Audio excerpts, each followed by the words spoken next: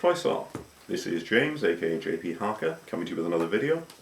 I'm still keeping them quite short, just so you know.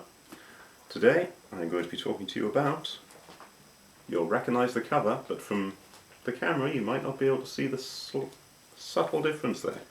For this is Harri Potter a Maen yr Athronydd, cyfieithiad gan Emily Hughes. We all know it's J.K. Rowling. And I'm giving this a crack because I'm trying to brush up on my Welsh. Mae fy Gymraeg braidd yn rhydlyd, so I wedi siarad a lot fel ers ysgol. Dylai wybod yn well, achos dwi'n mynd I gael plant a dwi eisiau I fy mhlant I ddysgu'r Gymraeg. You could probably tell just from the way I struggled through that I know the words, but it's not as natural as it used to be.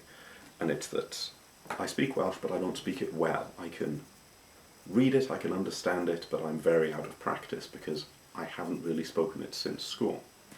I'm going to divulge from this just for a sec to put that into context. Welsh language education, for those who don't know, is a wonderful idea in theory, and I fully support the idea in theory, and I'll be sending my own kid there.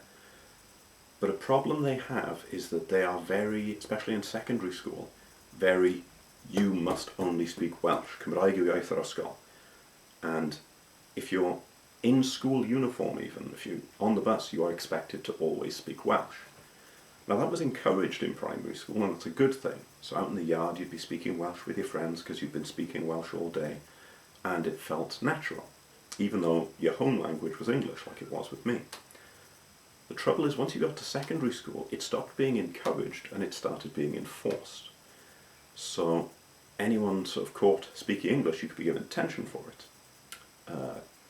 A minor thing, I have quite an anglicised accent. I know that you can hear a little bit of Welsh in it, but because my mother was English, it's a little bit anglicised. And I was once given detention for having an English accent. That is how my school worked.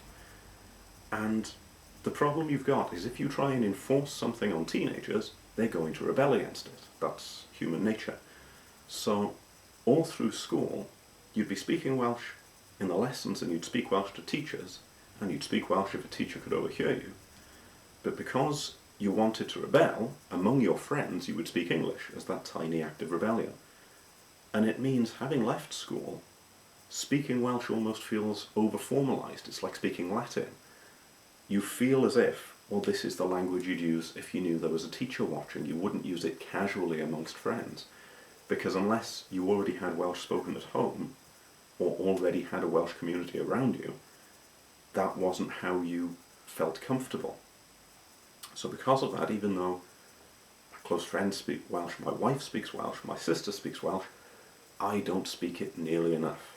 And very proud of being able to speak it. I should get back into it. Which brings us back to Harri Potter a Maen yr Athronydd.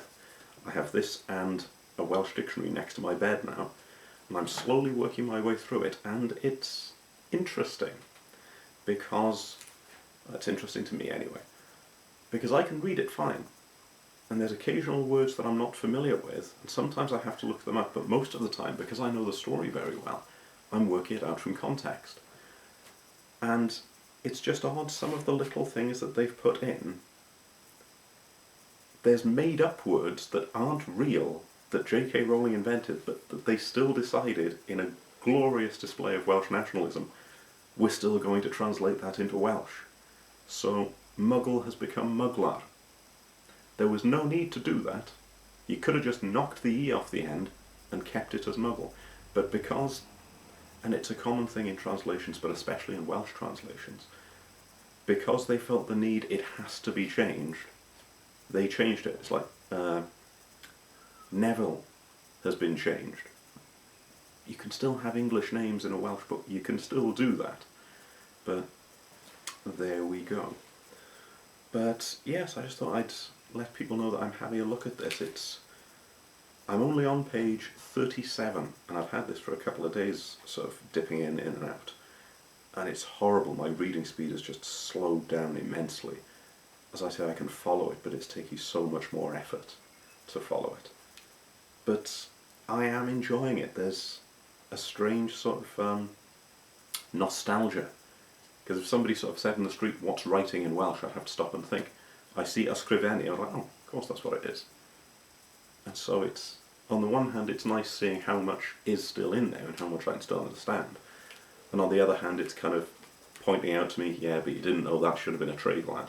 You didn't know that that mutated after this, or that the grammar would have been wrong.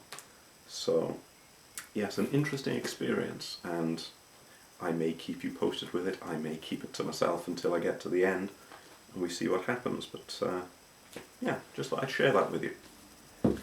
So, if you speak Welsh, os ydych yn siarad y Gymraeg, darllen Harry Potter a Maen yr Athronydd, achos mae'n llyfr dda.